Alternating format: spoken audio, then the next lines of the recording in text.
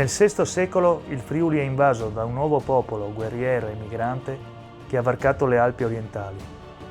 Vengono dalle lande remote del Grande Nord, dove il sole non sorge per molti mesi l'anno, ma sono in viaggio da secoli.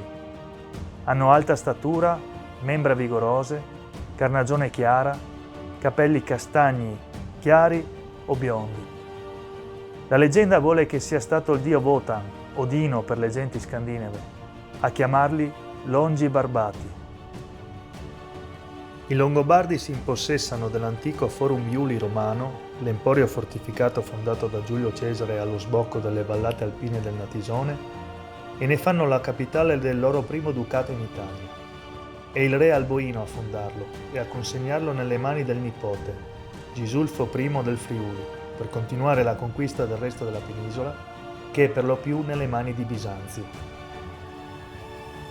La futura Civitas Austriae, poi Cividale, sempre in lotta con i nuovi popoli che si affacciano dalla soglia di Gorizia, manterrà per decenni un ruolo ed un'autonomia molto più grandi di quelli degli altri ducati del regno longobardo, giustificati dai suoi eccezionali bisogni militari. La civiltà romana è tramontata per sempre, le città, gli acquedotti, le strade cadono in rovina. Il diritto, l'arte e la letteratura sono cose per pochi illuminati. È un periodo misterioso e crepuscolare, anche per la scarsità delle fonti scritte arrivate fino a noi. Uno dei pochi cronisti di quell'epoca lontana è Paolo Diacono, il vulto di una nobile famiglia longobarda. Nato a Cividale, uomo colto, dedito alle lettere, autore della celebre Historia Langobardorum, dove in 6 libri racconta, tra mito e verità storica, le vicende del suo popolo, dalla Scandinavia all'arrivo in Italia, al regno del re Desiderio. Della stessa vita di Paolo Diacono, nonostante la fama, si conosce poco, a cominciare dall'anno di nascita che pare essere compreso tra il 720 e il 730.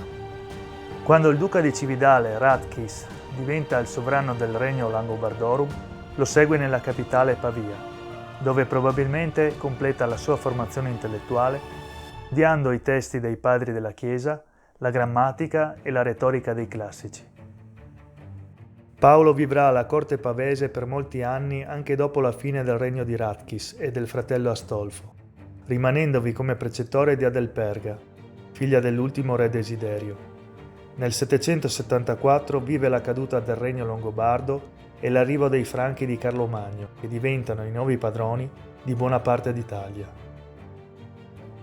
Si trasferisce al sud, probabilmente per seguire Adelperga alla corte del Ducato di Benevento, uno degli ultimi baluardi longobardi. Ma dal 781 è in Francia, alla corte di Carlo Magno, dove entra nella prestigiosa Scuola Palatina, la cerchia di quegli intellettuali che sono i consiglieri di Carlo in campo religioso, politico e ideologico, ad esempio nella costruzione dell'ideologia imperiale che sfocerà nell'elezione a imperatore nel Natale dell'Ottocento. Il nobile longobardo è quasi obbligato ad accettare l'invito del re dei Franchi, che ha da poco bloccato sul nascere la ribellione guidata dal duca del Friuli Rotgaudo, massacrando gli insorti in una furibonda battaglia sulle sponde del Livenza.